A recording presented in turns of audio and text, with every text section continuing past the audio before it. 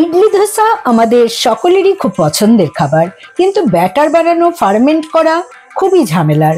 তাই আজ আমি খুবই সহজ উপায়ে বানিয়ে দেখাবো দই সুজি দিয়ে স্টাফড ইডলি, যা অতি স্বাস্থ্যকর আর সুস্বাদু। বাই দ্য ওয়ে, আমি রুবি কুকিং অল টাইমের পক্ষ থেকে সকলকে স্বাগত জানিয়ে আজকের রেসিপি স্টাফড ইডলি শুরু করছি।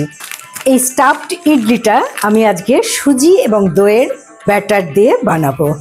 নিয়ে নেব 1.5 কাপ সুজি। এটা মিহি দানার সুজি, যদি বড় দানার সুজি হয় তো সেটাকে আপনারা মিক্সিং বলে একটু গুঁড়ো করে নিতে পারেন।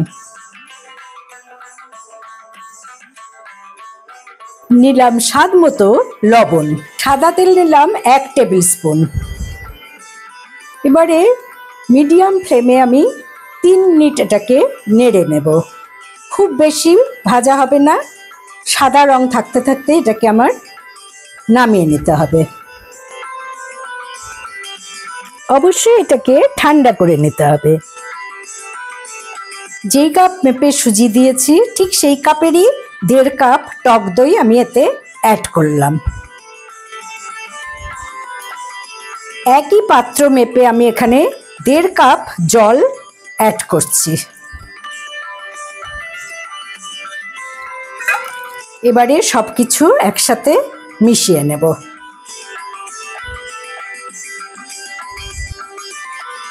প্রায় 2 থেকে 3 মিনিট এটাকে এভাবে নেড়ে নিতে হবে। আমি ঢাকা দিয়ে 20 মিনিটের জন্য রেস্টে রাখবো। এবারে ইডলি স্টাফিং বানানোর জন্য আমি কিছু সবজি ইউজ করছি।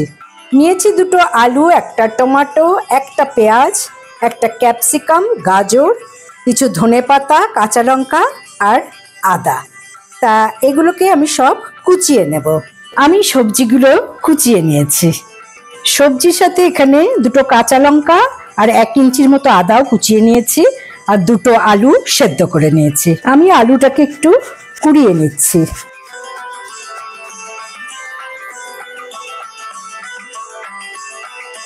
সেদ্ধ আলু পোড়ানো হয়ে গেল। এবারে কিন্তু আমি ইডলির ভেতরের যে স্টাফিং সেটা বানিয়ে নেব। আমি সাদা তেলে এই পুরটা বানাবো। তাতে আমি 1 টেবিল স্পুন সাদা তেল অ্যাড করে দিলাম। তেল গরম হয়ে গেছে, আমি দিলাম 1টা শুকনো লঙ্কা, 1/4 টিস্পুন গোটা জিরে, 1/4 টিস্পুন কালো সর্ষে, আপনারা চাইলে সাদা সর্ষেও ইউজ করতে পারেন।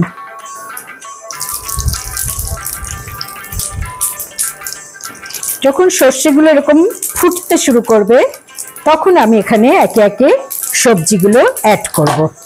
প্রথমে দিয়ে দিলাম আদা কুচি, তারপরে দিয়ে দিলাম লঙ্কা কুচি।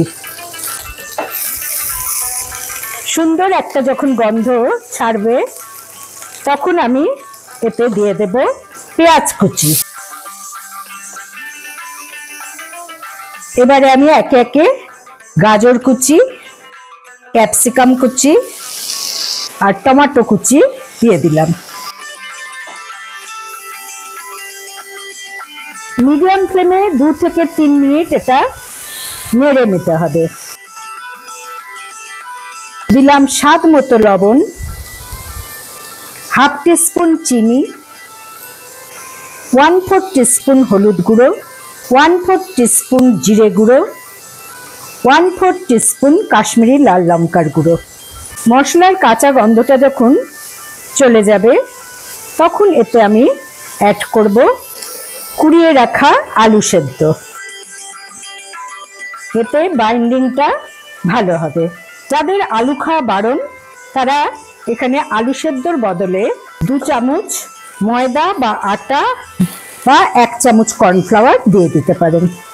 আর যারা পেঁয়াজ খান না তারা কিন্তু পেঁয়াজ ছাড়াও এই ইডলি স্টাফিংটা বানিয়ে নিতে পারেন।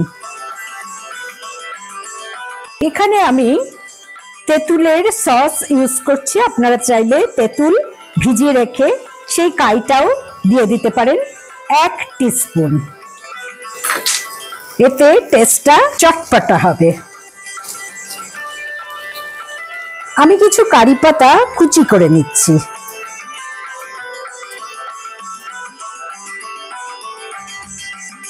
ইডলি দোসা বানানোর ক্ষেত্রে এই কারি পাতার ফ্লেভারটা একটা আলাদা মাত্রা এনে দেয়। আপনারা চাইলে ফোড়ন দেওয়ার সময়ও এই কারি পাতা ইউজ করে নিতে পারেন। যখন এইভাবে আলতোভাবে ফ্রাই প্যান থেকে উঠে আসবে তখন বোঝা যাবে যে এই পুরটা রেডি হয়ে গেছে।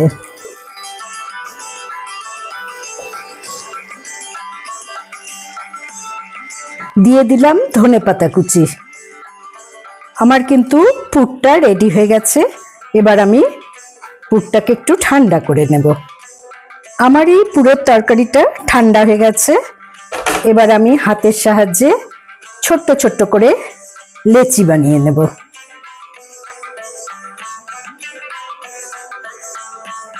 এভাবে একটা করে লেচি বানিয়ে নেব।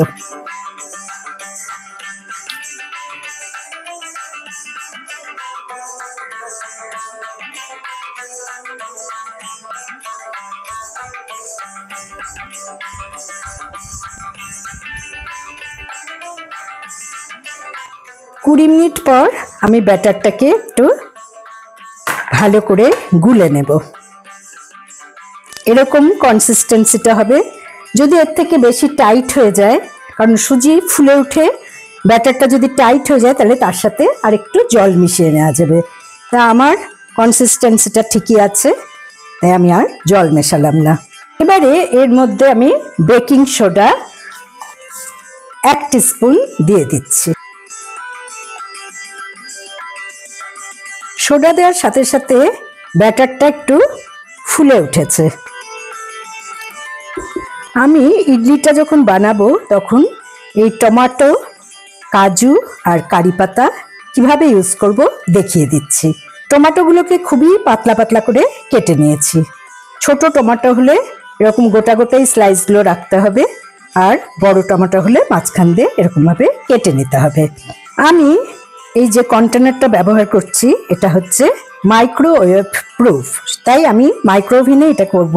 কিন্তু আপনারা যদি এমনি স্টিমারে ইডলি বানাতে চান তাহলে একই প্রসেসে স্টিমারে এভাবেই বানিয়ে নেবেন। তা আমি একটা কন্টেনার রাখলাম, তাতে সামান্য সাদা তেল ব্রাশ করে নিচ্ছি। একটা টমেটোর স্লাইস এখানে এরকম ভাবে দিয়ে দেব, কাজু দেব আর একটা কারি পাতা দেব।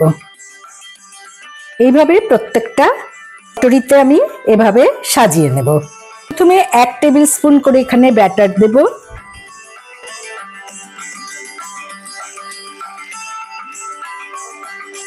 তারপর একটা করে স্টাফিং দিয়ে দেব।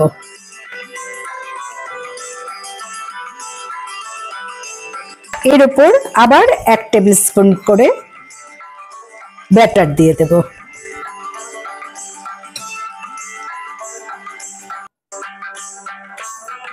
একটু ট্যাপ করে নেব।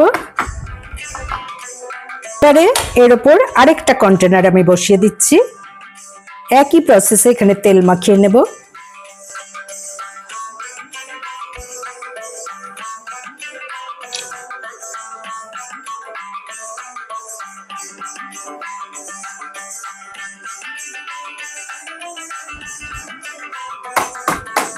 মাইক্রোওভেনে আপনারা খাবার যেমন গরম করেন ঠিক সেই গরম করলেই 3 মিনিট বা 4 মিনিট বা 5 মিনিট, আমি এটা দুটো যেহেতু কটরি আমি 5 মিনিটের জন্য গরম করে নেব।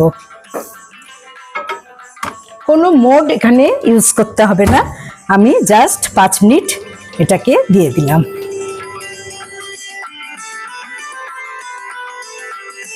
পাঁচ মিনিট হয়ে গেছে, এবার দেখা যাক ইডলিগুলো কেমন হলো। বাহ, 5 মিনিট হওয়ার পর একটু ঠান্ডা করে নিলাম। এবার দেখুন, বাহ কত সুন্দর হয়েছে দেখতে। দেখুন ভীষণই সফট আর জালিদারি হয়েছে। দেখতেও যেমন সুন্দর হয়েছে, খেতেও কিন্তু এভাবে ইডলি অসাধারণ হয়। বাড়িতে লোকজন হঠাৎ এসে গেলে অতি সহজেই এই রেসিপিটা করতে পারেন। ইডলির সাথে যে কোনো সস বা তেঁতুলের চাটনি দারুণ লাগে। তা আমি একটা ইডলি খেয়ে দেখিয়ে দিচ্ছি।